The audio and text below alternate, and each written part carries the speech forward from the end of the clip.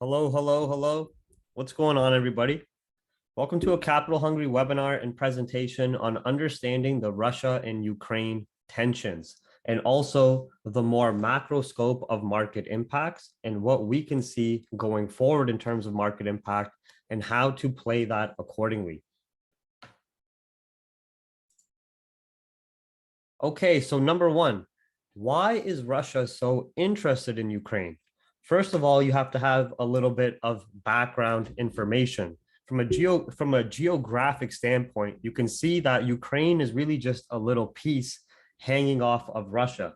Well, prior to the 1990s, the Soviet Union, which was known as Mother Russia, was all one large country, which included Ukraine. And from a historical standpoint, there has always been a need for the people of Mother Russia, even during the times of Joseph Stalin, where there was always this need and urge to eradicate those who were of Ukrainian ethnicity.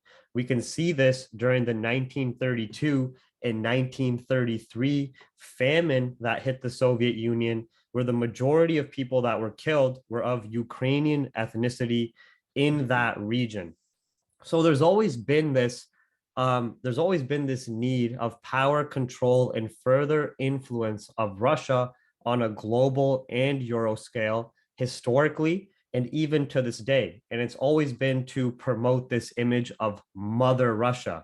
And at the end of the day, Vladimir Putin, was raised during this Cold War era with a very similar mentality of supporting Mother Russia in this dictator style type of mentality.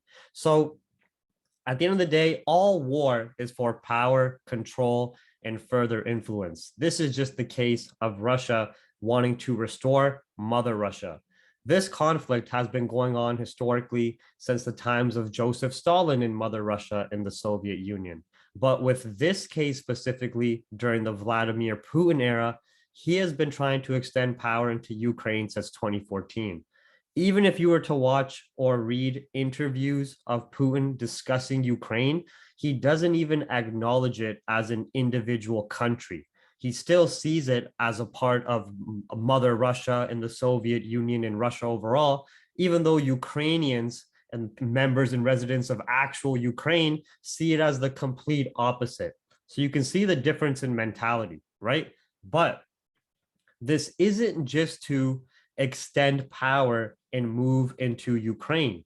That has been something that's been going on historically and has been ongoing.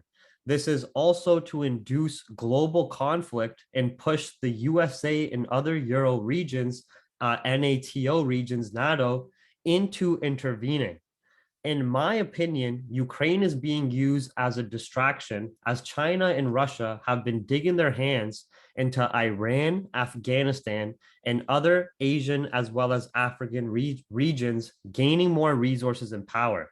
Now, Russia and China are going into these various Asian and African regions that are still developing and providing them various resources and money to fuel their project and infrastructure development in exchange for land, access to ports, resources from that land, and whatever else may be, pretty much having economic takeovers. But China and Russia have also been very well known for supporting enemies of America and of these various other Euro regions. Russia and China do not want the USA gaining more power. They do not want just the USA and these various Euro regions controlling the globe and controlling the global economies. This has been proven time and time again with the historical conflicts between Soviet Union and the US in the 40s and 50s. This has been proven with trade wars between China and the US. This has been proven with historically the Russia has always been seen and China have always been seen as enemies to patriotism and the freedom of the US. And this goes vice versa. From the majority of our standpoints being in North America, we're always going to see it as the US. The US is the good one and China and Russia are the bad guys. But if we were in China or Russia and born from there and looking from that perspective, we might see it completely different. But at the end of the day, that conflict has always been there, right? This has been proven with the ally of Iran and China supporting Iran during the USA oil sanctions and the military escalations of 2018 and 2020. And at the end of the day, China and Russia could dominate most parties involved in actual military conflict, okay?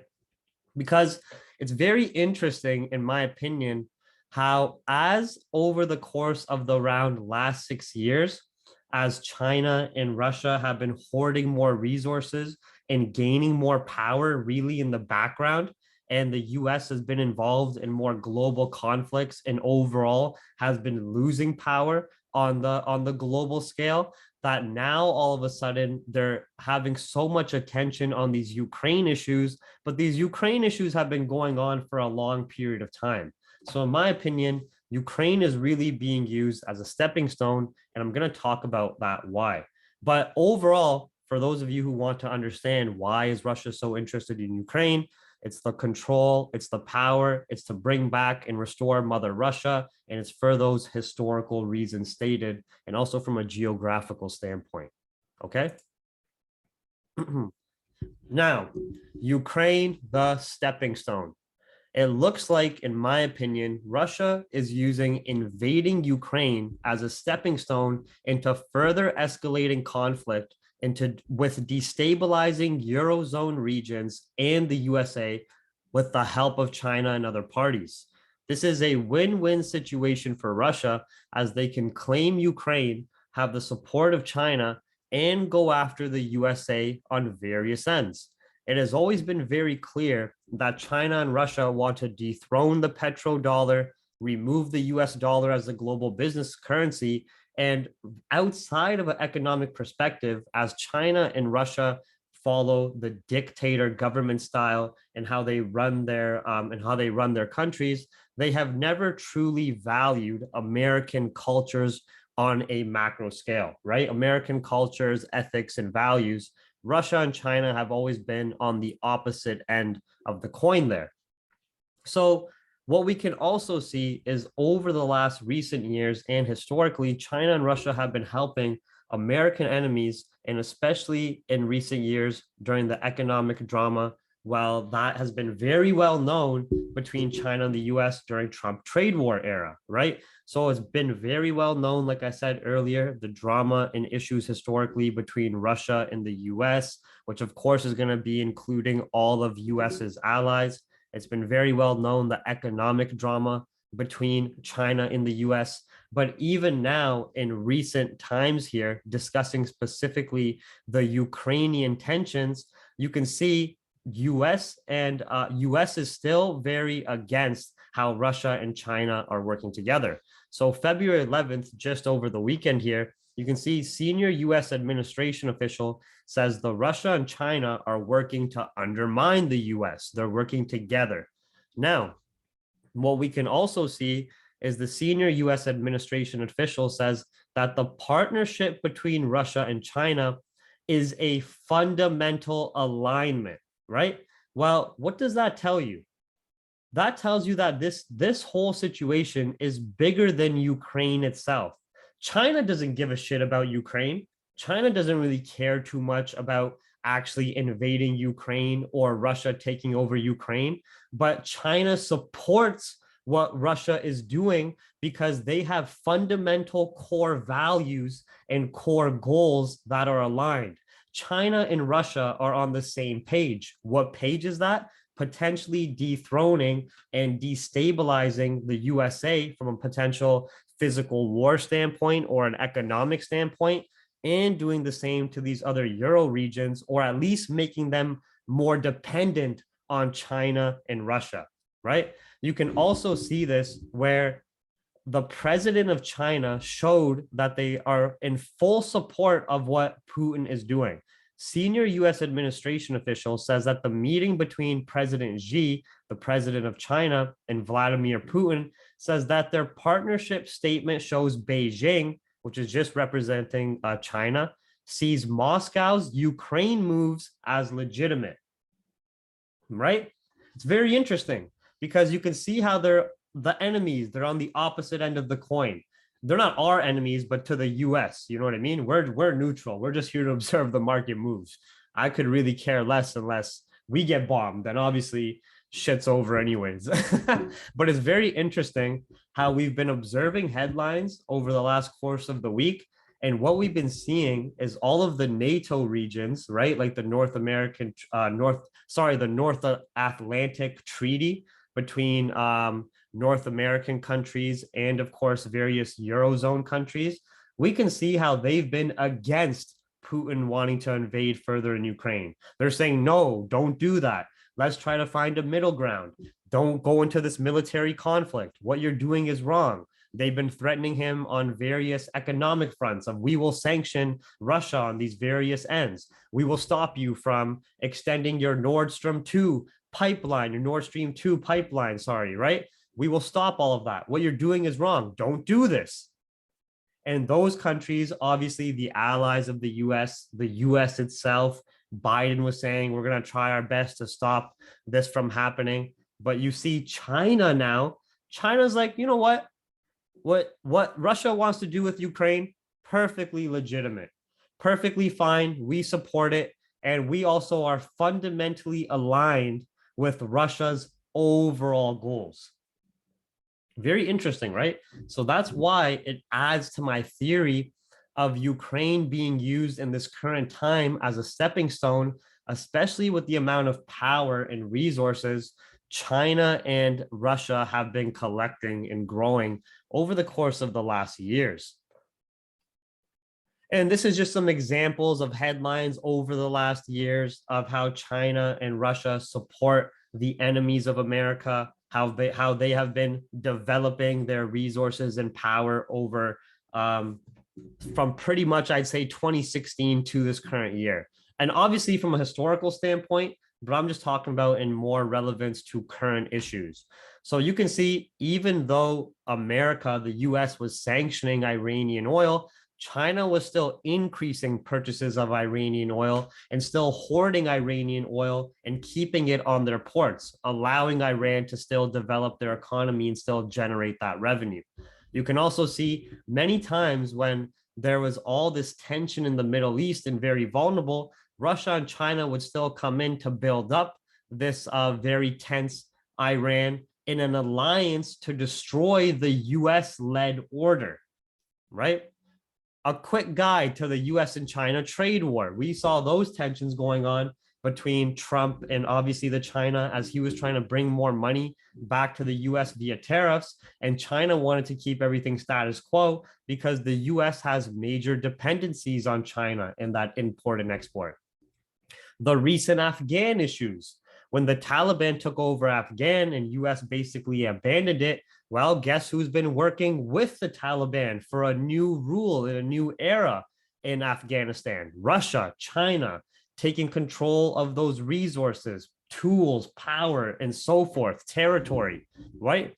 What China and Russia, this is just an example of China, is really up to in Africa. Go look at the economic takeover that Russia and China have been doing in developing African regions, taking control of various shipping ports, land that's very resource rich in minerals and other natural resources that can be used in manufacturing, industry, and overall development of economies and so forth, right? It's a whole economic takeover. This has been going on over the course of the last 5 to 6 years at a much faster rate. Yes, China and Russia have always been growing and have always been global powerhouses during our lifetimes. But over the last 5 to 7 years, there's been an exponential increase in everything these countries have been doing, from their development to from their infrastructure and country development internally, to their military development and weapons development, to their economic development, to their hoarding and purchasing of investments and asset classes and so forth, which is what we are going to be getting into now.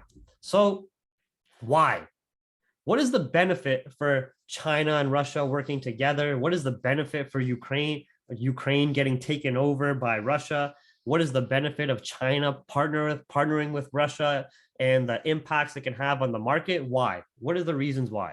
Well, overall, we understand war is very profitable and has very specific market impacts.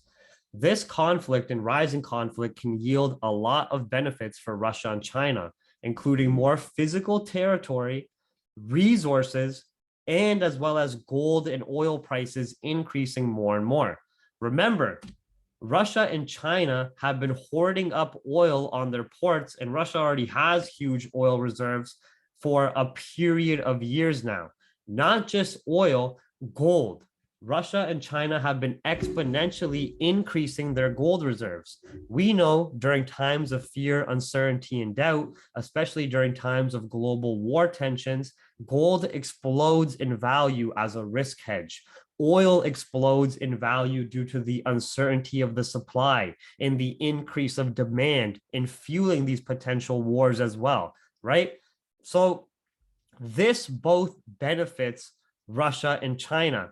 China, you can see here on this chart, China's gold reserves, it was very flatlined in their monthly and yearly increases of gold reserves and gold purchases up until 2015, where China and Russia both, if you look at the Russia gold reserves chart, exponentially started increasing purchases and have kept on that same rate since to this current day, having thousands of tons and tons of gold just hoarded, ready, that's been increasing in value over the course of that last 6 years conveniently as well, right?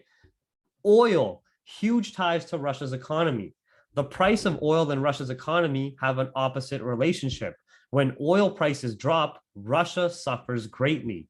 Oil and gas are responsible for more than 60% of Russia's export and provide more than 30% contributing factor to the country's GDP. The effect of the 2014 oil price collapse, which we've seen on our US oil charts, right, had a major impact on Russia's economy and was fast and devastating. Between June and December 2014, the Russian ruble declined in value by 60%. At the beginning of 2015, Russia, along with the neighboring Ukraine, had the lowest purchasing power parity relative to the US of any country in the world.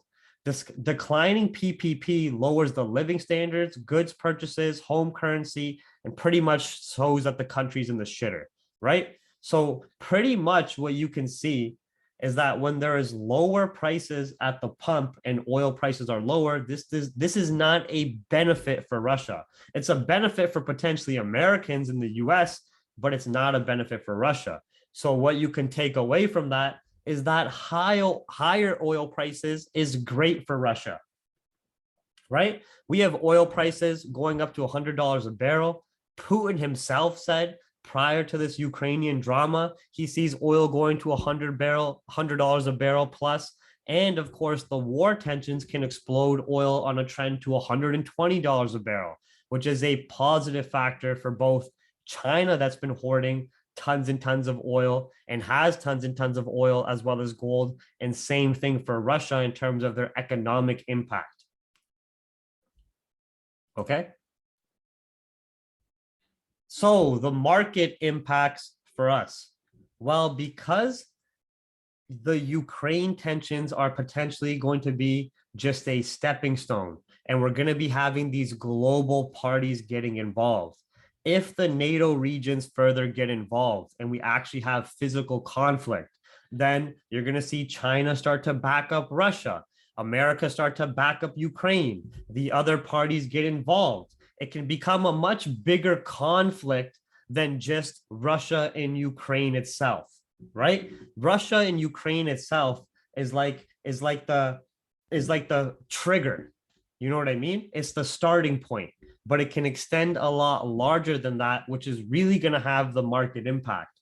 We can already see just from last week when these headlines were coming into play of the intent of Russia growing to start invading Ukraine, that just that anticipation of invasion already had market impact, with gold exploding to like 1860s, US dollar gained value, Japanese yen gained value, equities had that drop off, and so forth, right? So as stated earlier, war is very profitable. and can impact global economies and financial markets.